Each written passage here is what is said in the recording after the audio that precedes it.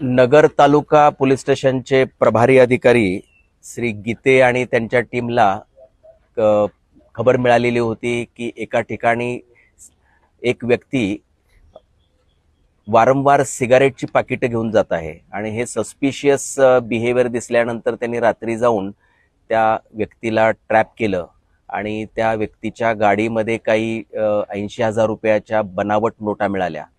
तिथून पुढे त्यांनी एक आरोपी असे साधारणतः 7 आरोपींना अटक केलं आणि यामध्ये हा सगळा मुद्देमाल जो आहे तो मिळालेला आहे। यामध्ये आपल्याला संभाजीनगर मध्ये जे MIDC वाळूज भागामध्ये एक पूर्ण बनावट नोटा बनवण्याचा कारखाना मिळालेला आहे आणि त्या ठिकाणी हे सर्व जे बनावट नोटा बनवण्याचं जे सर्व जे काही साहित्य आहे ते जप्त करण्यात आलेलं आहे। यामध्ये मग बनावट नोटा बनवण्यासाठी जो वापरला जाणारा मोठा प्रिंटर आहे, प्रिंटिंग मशीन आहे ते मिळालेलं आहे। त्याचं डिझाईन बनवण्यासाठी जे लॅपटॉप्स वापरलेले आहेत ते आहेत।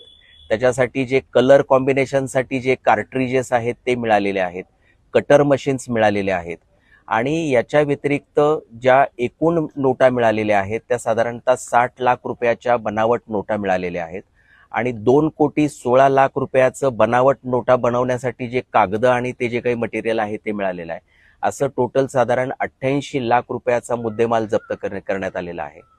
यामध्ये आता जे 7 लोक जे मिळालेले आहेत हे एकतर डिस्ट्रीब्युशनमध्ये होते आणि यातले काही प्रोडक्शनमध्ये काम करणारे होते।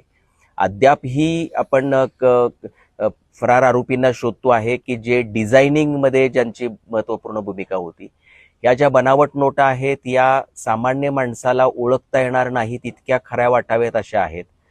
अगदी अत्याधुनिक प्रिंटिंग मशीन या लोकांनी वापरलेला आहे आणि यांचा हा जो काही ट्रॅक आहे हा नेवासा, शेवगाव आणि इकडे संभाजीनगर अशा पद्धतीने हे सगळे आरोपी जे आहेत ते पसरलेले होते आणि या भागांमध्ये हे ज्या बनावट नोटा आहेत ह्या खपवण्याचं हे काम करत होते।